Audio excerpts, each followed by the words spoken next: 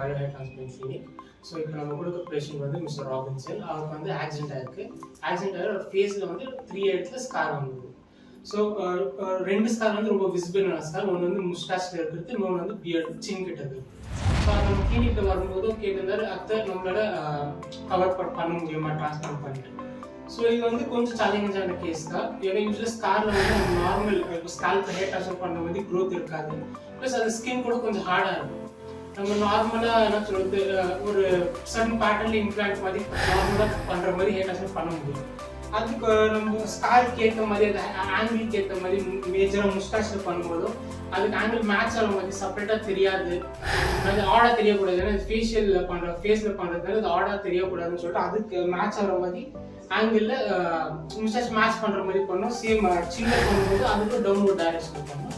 Same அப்போ இப்போ டெம்பிளில் பண்ணதுனால ஸோ அங்கே வந்து நம்ம இங்கே ஆல்ரெடி கொஞ்சம் தின்னான ஹேர்ஸ் இருக்கும். நம்ம என்ன சொல்கிறது, டபுள் ட்ரிபிள் ரூட்டில் இல்லாமல் கொஞ்சம் சிங்கிள் ரூட்லேயே இன்னும் கொஞ்சம் தின்னான ஹேர்ஸ் நம்ம இம்ப்ளான்ட் பண்ணால் அது மேட்ச் ஆகும். ஸோ இப்போ சர்ஜரி ஆகிட்டு 21 days ஆகுது. ஒரு நல்ல கவரப் பேசணும். இப்போ பேஷண்ட்கிட்ட கேட்கலாம்.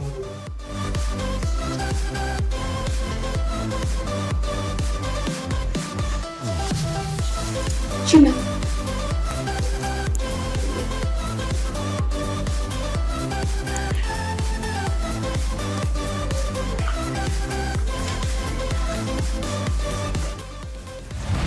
ஸோ இது வந்து mustache area scar cover up ஆகிக்குது. 21 daysனால கொஞ்சம் ஷட் ஆஃப் பீரியட் இருக்குது. அப்புறமேட்டா இது சின்ன ரொம்பவே நல்லா கவர் அப் இருக்குது. பிஃபோர்னா கொஞ்சம் கூட டிஃப்ரென்ஸ் தெரியல. ஸ்கார் இந்த மாதிரியே கொஞ்சம் கூட தெரியல. அப்புறமேட்டா இது வந்து டெம்பிள் ஏரியா கிட்ட.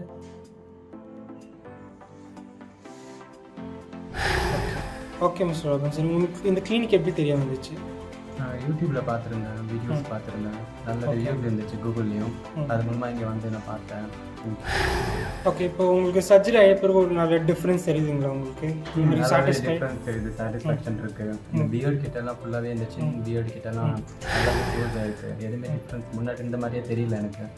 நல்ல இம்ப்ரூவ்மெண்ட் இருக்குது. டெம்பிள் ஏரியாவும் நல்லா இருக்குது. அந்த கிருதா கிட்டையும் நல்லாவே இம்ப்ரூவ்மெண்ட்ஸ் இருக்குது.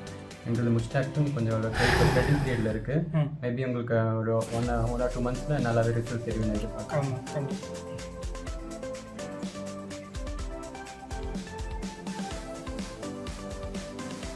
Okay, thank you.